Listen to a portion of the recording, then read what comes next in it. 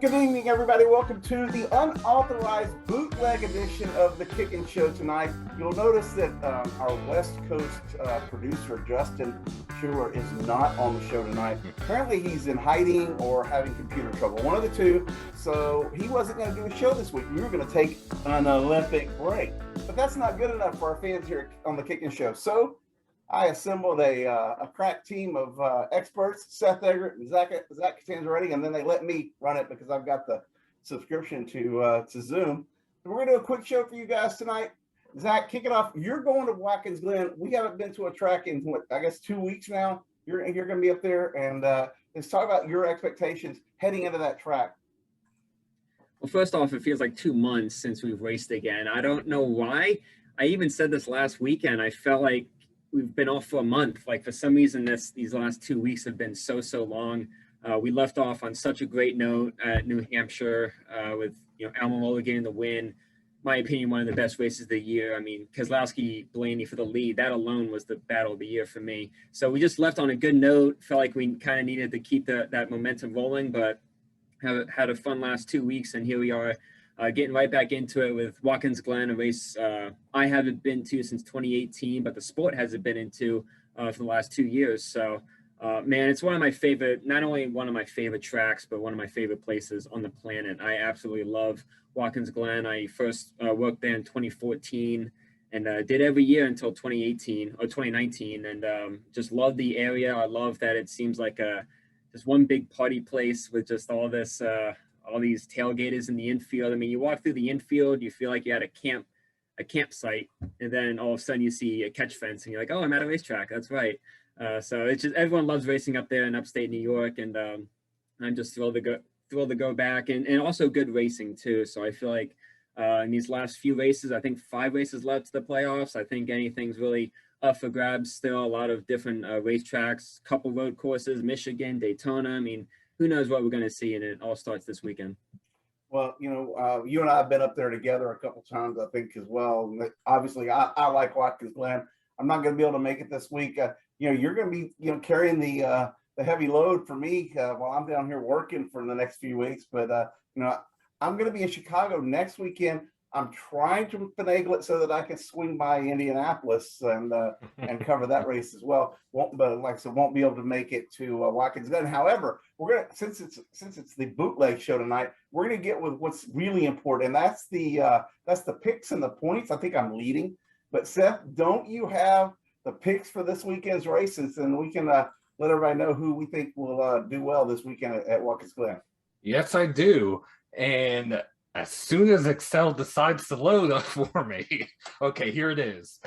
Jerry, now this week we're picking Cup and Trucks.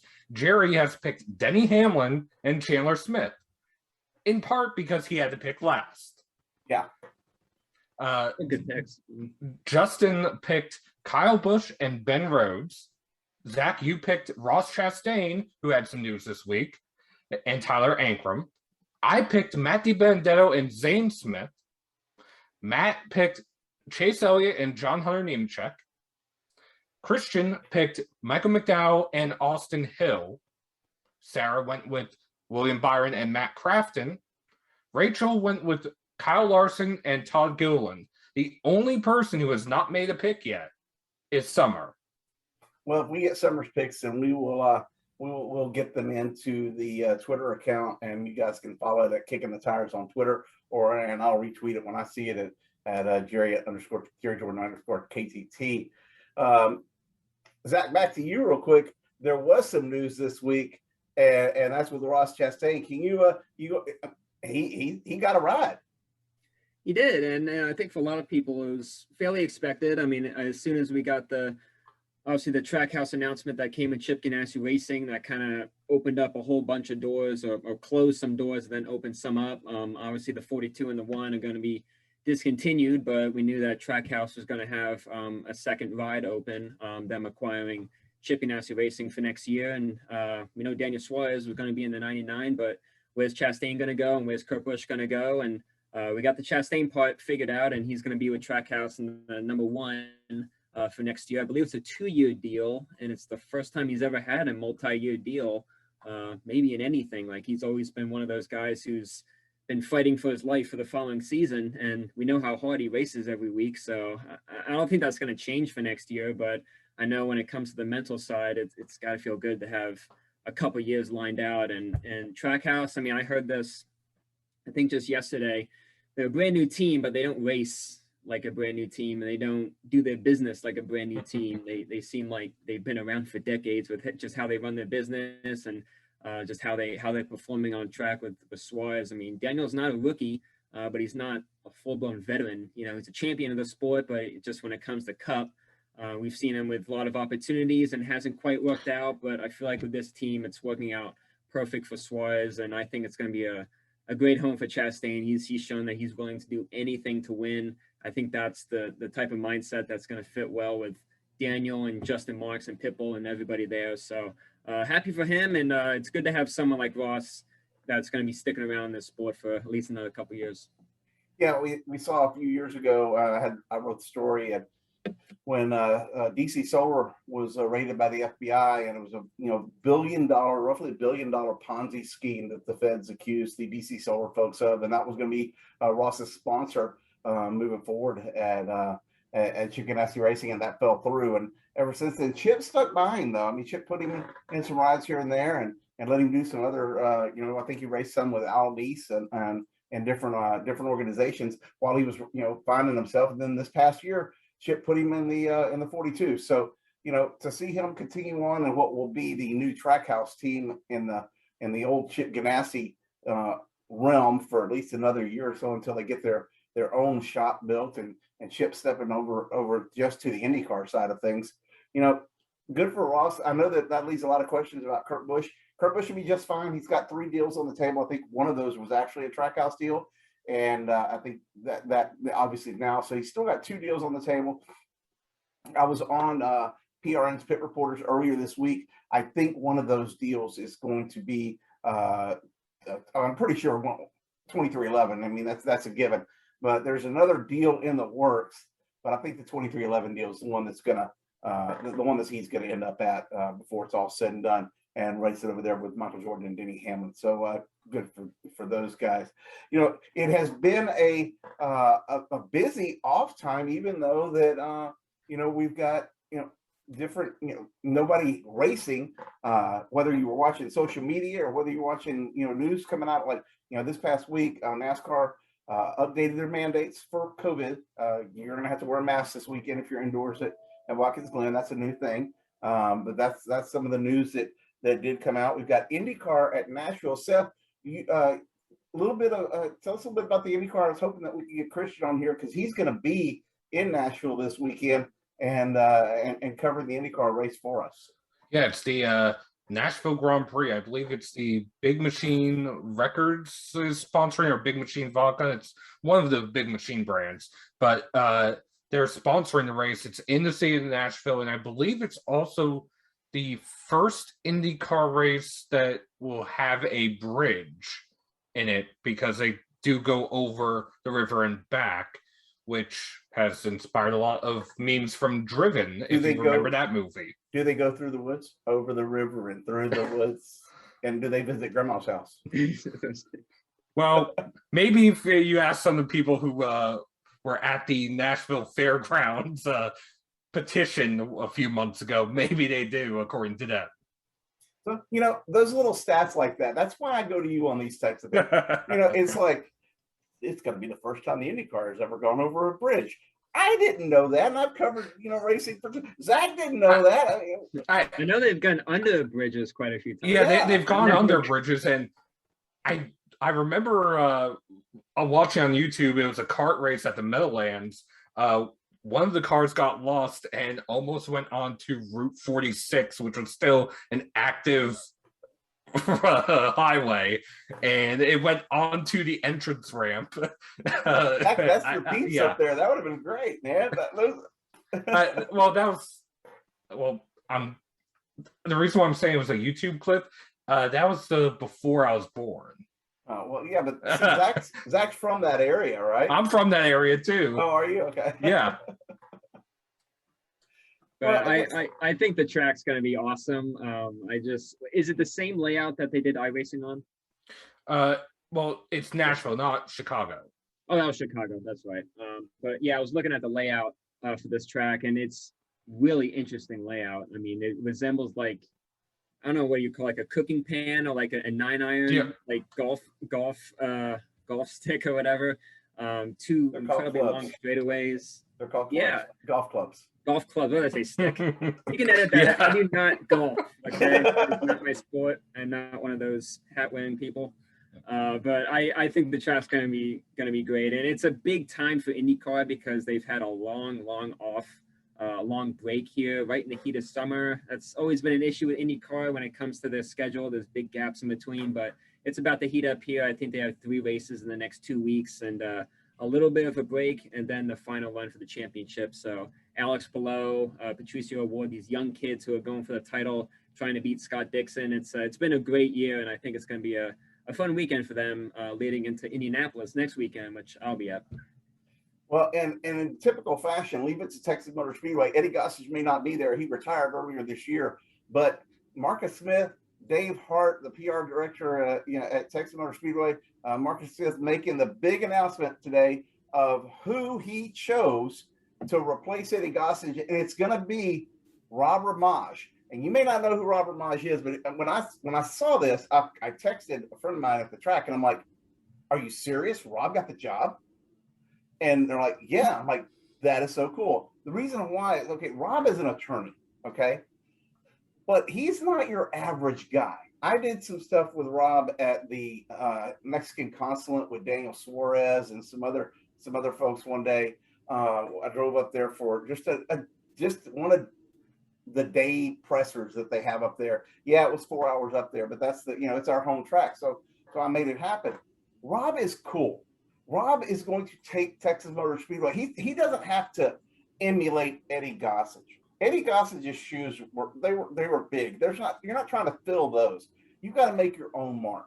And for Rob Ramage to be the successor to Eddie Gossage at Texas Motor Speedway, this guy, he knows his stuff. Most importantly, he is a NASCAR fan. And he's a fan of the fans. So when you can get something like that combination, and Rob's a fun-loving guy. Be ready for some surprises coming out of Texas Motor Speedway with Rob at the helm. And I think David Hart's still going to be the PR director. He said Friday's 2 days away. So, but are they going to be giving out any ponies to retiring drivers? I don't know. I don't know what Rob's budget is. I'm sure Eddie had a pretty big budget. He was there since 1996 when the track was, before 1996 when the track was built.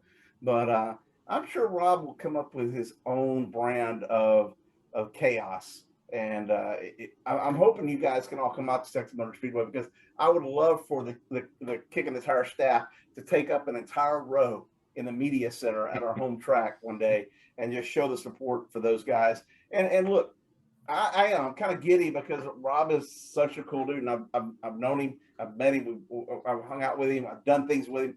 I know that he works with a lot of concerts, and that's one of the things he wants to kind of transform Texas Motor Speedway into not just a single purpose event. I mean, they already do concerts, and they did Big Ducks Unlimited thing up there a couple of weeks ago, but this is different. This is it's a kind of a new era for TMS, and that's what it's going to take to make a change from what Eddie Gossage built that place to be.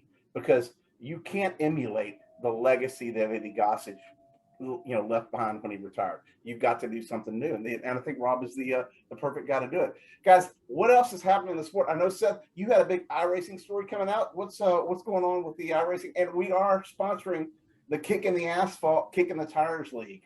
Yes, for iRacing, there's actually been a number of events over the past few days. The iRacing All-Star Race was a couple weeks ago. Last Friday, Vicente Salas won the, quote, Slide Job 300. Yes, it's inspired after that quote from Dale Jr. Slide Job! Yep. He won the race after the leader blew a tire with 8 laps to go. How do you blow a tire on a virtual race? Not managing them. And he managed them perfectly.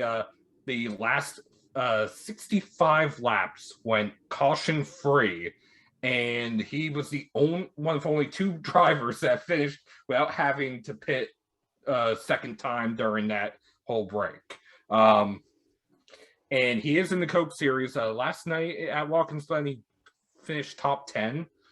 He also won the E-Racer Roval Racing Series this past weekend at Indianapolis Motor Speedway on the road course there.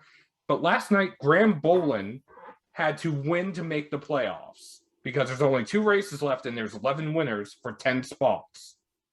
He held off Bobby Zielinski and Mitchell DeYoung in a last corner bump and run that DeYoung attempted and put himself in the tires. So it was Stewart-Haas Racing's first win in the Coke Series. It was Graham Boland's first win in the Coke Series. And oh yeah, iRacing also announced that they're going to be adding rain to the service at some point soon. They are going to be adding Hickory Motor Speedway in September. They are adding the Hungaroring, which is a F1 track in, I believe that's Hungary. Hungary, yeah. And the Mount Washington Hill Climb Circuit, their first rally circuit. Interesting. So Stock cars? Yeah, well, can you drive for rally cars cars. on it? No, you could drive any car on any circuit on iRacing. I was going to say, we were joking the other night about having a Mazda sports car race at Eldora. So you could drive just about anything on any track. Super trucks at Eldora. That's a good idea. Well, iRacing has to get the super trucks. They Well, have the off-road trucks. Yeah, but whatever the off-road trucks are, that's fine. Yeah, the off-road for the high-end ones, not the little, not the dinky the ones. Pro 4s. The Pro 4s, yeah. So I haven't raced iRacing in, well, I haven't really raced iRacing competitively since I got accused of wrecking Kyle Busch in the race that I didn't wreck him at. Well, a couple weeks ago, I got caught up in the wreck after my wheel died. Oh no!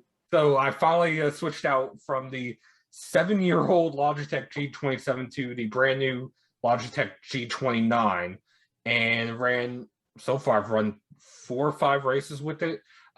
Monday Night Racing earlier this week, I almost had to win if I had not gotten clipped going through the big one at Talladega. I actually watched it. Somebody hit you from behind, yeah, and took you out but you still spun, and I think you finished like 4th or 5th. Yeah, 6th. See, yeah, I watched parts of the race. So yeah, I just barely got clipped at the end, but congrats to Stephen Ellis. He writes up in Canada. He writes about hockey primarily, but he also does writing about the Pinty series, and he went from 29th to 1st on the backstretch at Talladega on the final lap. Whatever works, man. Hey, that's a win. Well, I was going to say he was right behind me too, so if we had swapped positions, maybe I would have been the one getting through it. That's true. You never know. Zach, how's life in your movie world? What's going on? It's actually going really well, really exciting. Tomorrow is the U.S. premiere of The Suicide Squad, which was only the second movie I ever shot way back in 2019. But tomorrow night, I'm going to go see it in an IMAX screen. It was shot in IMAX, and it's the first time I've ever seen one of the movies that I've filmed. So it's going to be one of the biggest nights of my life tomorrow night. Really excited about it, but I'm dying to get back on the set. A lot of stuff's blowing up in Atlanta right now. I just have to try to squeeze in somewhere. It's been a little bit of a break. I'm getting a little ready, a little giddy. Yeah. So it's okay for me to tweet out that you're going to be in the Suicide Squad movie, and you're going to be watching the Suicide Squad movie tomorrow night, and at IMAX. I can send all the people there to party with you, right? Sure. Are you going to send out the exact location, or I don't know, but I think most of your friends are in like the Carolinas. I'm up in PA right now. Oh, okay, you're up in PA. Oh, that's right. You're not going to go. You're not going to go down to Charlotte and watch it with all your NASCAR friends. No, I don't know many friends who are really into movies. So I only know a couple. Most NASCAR people, like, I don't know how many people even know about it. I don't really post about it much, but yeah, it's just like a personal thing for the most part. But I've been waiting for 20 months ago. I shot it, so I am so ready for it. Well, congratulations to you. Yeah.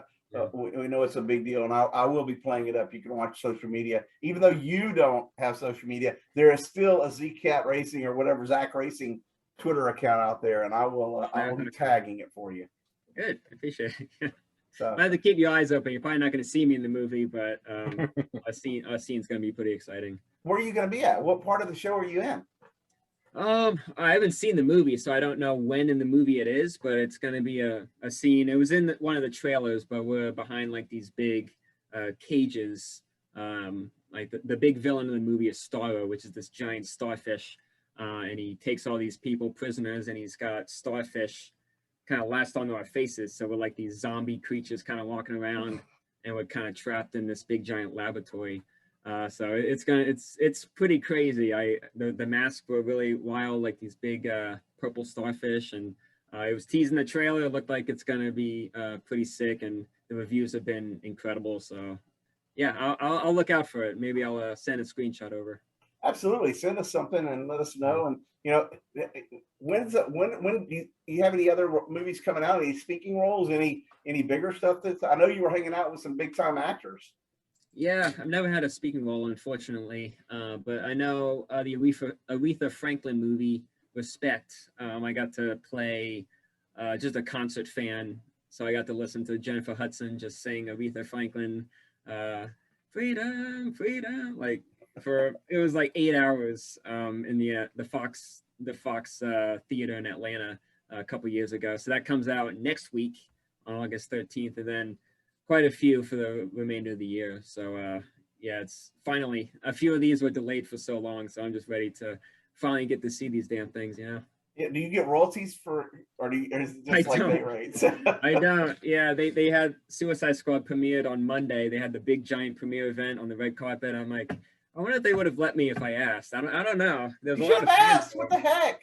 I don't know who to ask, but I'm sure they would have let me. I just would have had to fly out to LA for it. But hopefully I can go to one of those someday. Speaking of LA, have y'all noticed that the show went so much smoother without Justin? We're done. No comment. I got breaking news. Breaking news for you, Jerry. Oh, what's up? For this weekend at Watkins Glen, Speed Down Memory Lane will be returning for at least one episode. I tried. There's one other that's a possibility, and a few next week that I'm trying to work on. But we're gonna have AJ Allmendinger on Speed Down Memory Lane. He's someone who I wanted to get. I really haven't done this since 2019. I didn't do it at all last year. So I've been wanting to get AJ for a long time. He's full-time back in the sport now.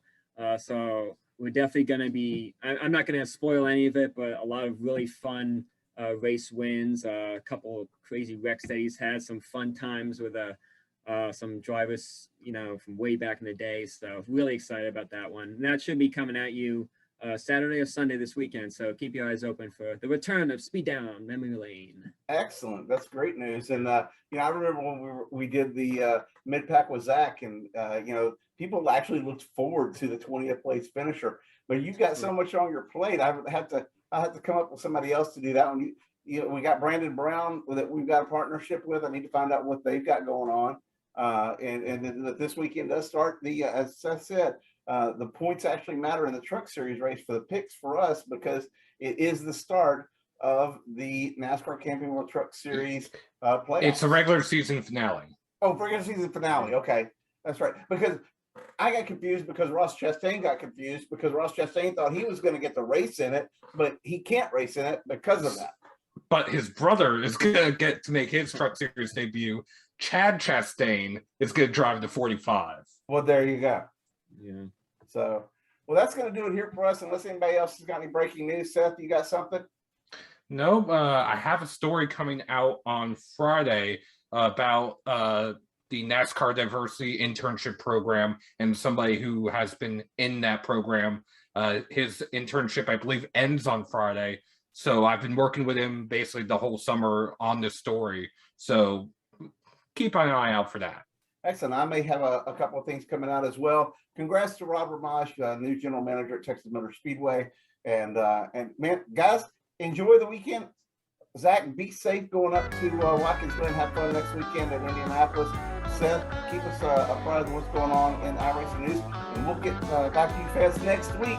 I guess Justin will have to join us then. But until then, hope you enjoy the bootleg, unauthorized edition of the Kickin' Show.